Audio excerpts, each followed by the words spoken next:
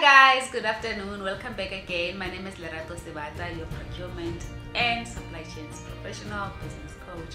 Anything really related to procurement, contact me. So guys, I'm back again discussing tender evaluation process. All you need to know, what you need to understand. The last video I spoke about the technical evaluation. So today I just want to take you through the commercial side of tender evaluation process. Of course, it's something that you need to understand when you are someone who is in business and you're consistently tendering. It is important for you to understand how the process works so that you don't complain, or sometimes if you want to know, you may not be told, right? So let me jump right quickly into it so that I don't waste your time. Firstly, when tender evaluations are conducted, I mentioned previous video that there will be a team, a bid adjudication committee, or in private sector we call them cross-functional sourcing team, right? So now that, let's say, you have qualified, technically you meet all the minimum requirements and you are now shortlisted for commercial evaluations. So that means price, right? That's just straightforward. Price, what procurement looks for or look into is total cost of ownership. How did you price that particular service that which you've tendered for, or that particular products that are required that you've tendered for? And total cost of ownership includes all the costs. That's why it's called total cost of ownership. It's all the costs related to rendering that service.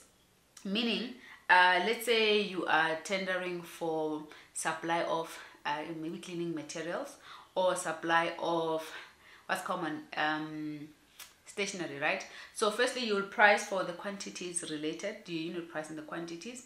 How long is the term of the contract? And what are other additional services that will be required to render that particular service? So meaning, if you have, let's say, trucks or delivery, you include it in your cost. Storage, you include your storage cost in there. You literally highlight all the elements that make up the price of rendering the service, not just the unit price of the actual pens that you'll be supplying or the cleaning material, but all the support services required for you to submit and to render that service, right? In fact, so now that's what total cost of ownership looks into: a comprehensive costing pertaining to the particular service that you are rendering, right? It's important for you guys to understand how to price, and it's not just about the unit price. It includes after sales service, it includes the return. Maybe let's say there's a return, a sales, how does that work? There's the reverse logistics cost. There's quite a number of things. Just depends on what is it that you are obviously tendering for, or the service that your company is providing. And then there's also call out fees, out of scope fees. Sometimes there's a need for you to include rate card, for example, if you're working outside of the normal scope. So all of that, it's packed into the commercial analysis and evaluation that the procurement and the BAC team will be looking into. And then there's also, let's say now your price is fine, and remember, every tender evaluation has a criteria and a weighting. So if out of 100%, technical evaluation only accounts for 40%, meaning for you to say you qualify to render the service, you would have met 40 points, right? Then you're left with 60 points out of 100. I hope I'm not confusing you guys. So in that 60 points, then you have total cost of ownership line item, which is your price. That probably entails 20% or 30%, depending on what is the most important thing that the procurement team and the buying organization is looking for, and then that will be the weighting. Then comes BEE, right? BEE is another interesting one that a lot of SMEs and business owners don't really look into. Firstly, your affidavit needs to be the right affidavit. It needs to be industry and sector specific, right? If you are doing a service and you're probably BEE level 1 EME, meaning your turnover is below 10 million, that means you need to get your affidavit according to the regulation, right? So an affidavit, you can get it on the DTI website. Go please there, download it, and then go to any commissioner of oath or police station, complete it there, and then stamp it. But you must download and have the right affidavit specific to your sector. So if you are in mining sector, you can't be completing an affidavit for the financial sector, because those are two different sectors and they're governed differently, right? So that's just what I wanted to clarify. Once you have that, and also that very same affidavit, it needs to be signed by the right person who has the authority in the company to sign for such documents, meaning the director or the company owner or whoever that's appointed officially to be doing that. So sometimes people go and complete certificates that they are not authorized. So meaning if I'm just an employee in an organization and I'm not a director, I don't have the signing rights and authority, the delegation of authority to be doing such, and I go and I complete it. When we submit it to procurement, when procurement then evaluates, they realize with no man, the director's details on submission of the the documents that will be required from the compliance perspective don't match up with the person that signed the affidavit, then it's discarded. So you don't want that to happen to you or your company. Okay. Now, also, if you have a B-BEE verification agency that does that B-BEE analysis, they must make sure they calculate it properly. So now what the B-BEE evaluation entails, and this is honestly different for different companies and also the public sector, how the analysis is done is, firstly, there'll be a point for you being a level 1 or 2 or 3. You get higher points, of course, if you're a level 1. Then there's a point that you get for being an EME, depending on what the organization is driving as a preferential procurement targets. If they're driving EMEs and or QSEs, then the higher the points will be allocated to that. So meaning it's your advantage if you're an EME, or QSE. It just depends on what the organization is really driving. And then also ownership, right? Black ownership, black woman ownership. Of course, when you have black woman ownership, you would certainly and definitely be in a position where you can get more points. Because remember, preferential procurement and the concept of BBBE is around transformation. So if you are not being transformed, that means now, it's not, you're not really meeting the mandate. The mandate of BBBE is for transformation, honestly. So it is obviously in the best interest of the company to make sure that you have proper ownership and right level, and yeah, you're compliant, right? Then, okay, aside from focusing on the BEE, I'll do a separate video for that, Mara. It's one of the elements that is needed for evaluation, right? Remember, this is the second part of the evaluation criteria of a tender process. Yeah, guys, it's so comprehensive. It's quite important for you to understand that the documents that are required when you're submitting your tenders, you have to take care each and everything that is important. You can't underestimate what is required and what is needed, and you just think, they just want this and that, I'm going to submit, and forget about all the other things. Here's another spinner.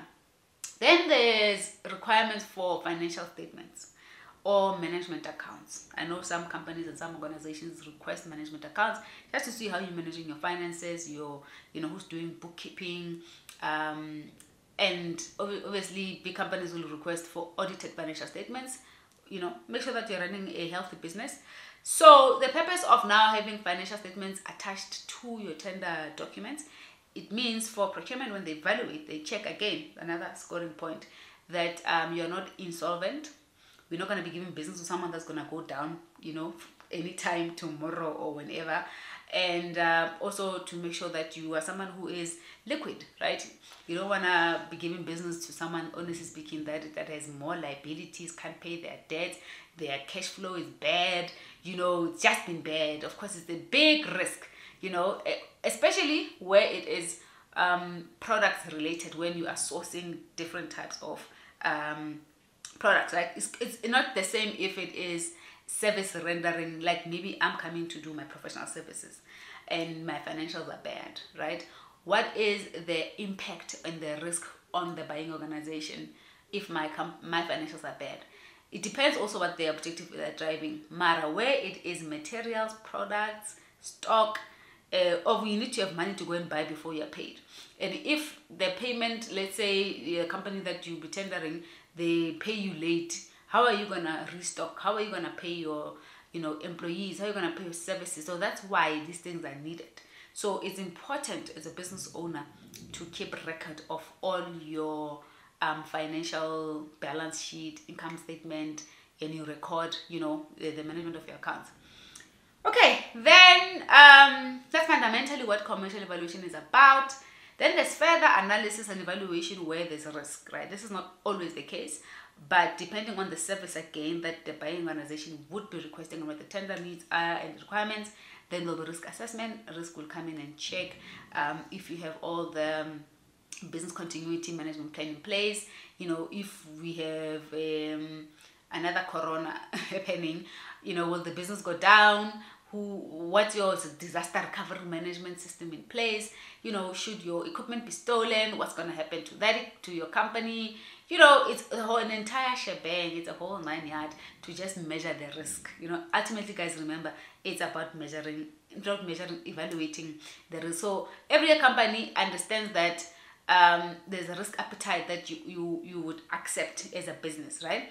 That below this threshold, I'm not willing to accept the risk. But if you're a business owner, you are a one-man show, you don't have anybody, you know, to do this and that. If you're not there, it's just a risk. If you are hit by a bus tomorrow, God forbid, and then it's the end of your life, what must happen now to this service that we've been requesting and you've been providing?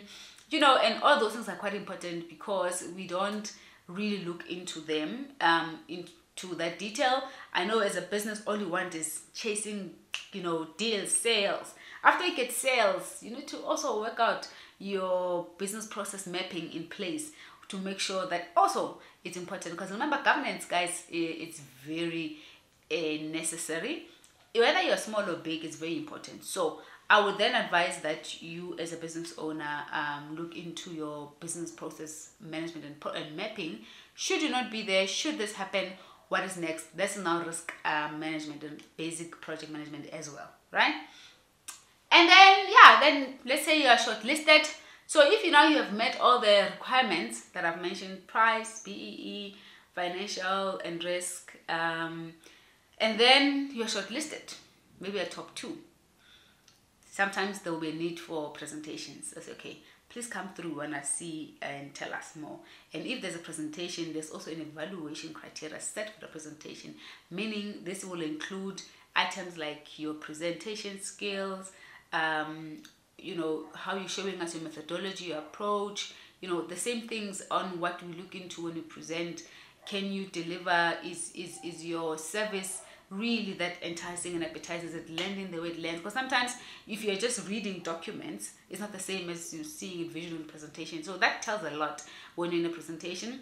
Alternatively, if it's not presentations, you then find procurement then saying we're going to do site visits. And site visits is another level of due diligence to confirm and to ensure that you have offices, your offices compliant as per the health and safety, you know, the quality assurance, the ISO standards, and you have certificate, especially if you're working with people or in a construction site. A lot of those things are quite important. And also to check that you're not operating at the back of your yard or in your car. Imagine getting a 10 million rent tender in a contract and you don't even have an office. Why would a company want to invest in someone that much magnitude, you know, of money, and you don't have a sensible office that has, you know, all the requirements, health and safety requirements, ISO requirements, SABS, you know, approved, and all of those things? It doesn't have to be a big office, but you must just have what is necessary. Your workman's compensation must be there, your quality certificate must be there, you know, especially if you're working with people. So basically, then there's a need for the site visit, and that is also another level of evaluation. Hey guys, it can get very complicated, it can get very technical for people who don't understand, but those are the measures that procurement will take. Each tender is different, each service is different. For RFQs, you don't go to that level, you just evaluate the price, the quality, and the BE.